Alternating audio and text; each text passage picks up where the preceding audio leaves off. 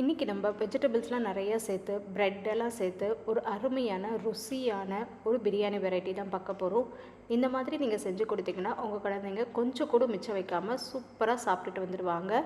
இதை செய்கிறதுக்கு இப்போ ஒரு குக்கரில் 2 ஸ்பூன் அளவுக்கு எண்ணெய் சேர்த்துக்கலாம். 2 ஸ்பூன் அளவுக்கு நெய், ஹோல் ஸ்பைசஸ் எல்லாம் ஆட் பண்ணிக்கலாம். பட்டை, கிராம்பு, அன்னாச்சி மொக்கு, ஏலக்காய், பிரியாணி இலை, கடல் பாசி எல்லாமே சேர்த்தாச்சு. ஒரு மீடியம் சைஸ் பெரிய வெங்காயம். இப்போ வெங்காயம் நல்லா வதங்கட்டும்.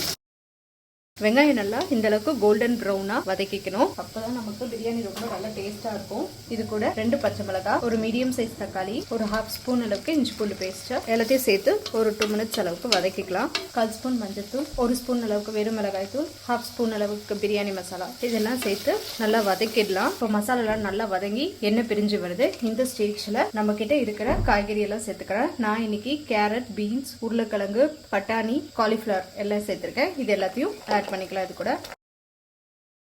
உப்பு கொஞ்சம் ஆட் பண்ணிடலாம். இந்த காய்கறி எல்லாம் நல்லா இது கூட மிக்ஸ் பண்ணி விட்டுக்கலாம். 2 ஸ்பூன் அளவுக்கு நல்ல கெட்டி தயிர் சேர்த்துக்கலாம். ஒரு கைப்பிடி அளவுக்கு புதினா, கொத்தமல்லி, தேங்காய் பால் எடுத்து வச்சிருக்கேன், அதையும் ஆட் பண்ணிருக்கேன். பாஸ்மதி ரைஸ் இது கூட சேர்த்தலாம். பிரெட்டை டோஸ்ட் பண்ணிக்கலாம். இதை எடுத்து கட் பண்ணி வச்சிடலாம். இந்த ஸ்டேஜ்ல ஒரு 15 நிமிஷம் தம் வச்சிடலாம். இப்போ ஒரு 15 மினிட்ஸ்க்கு தம்ல வச்சிடலாம்.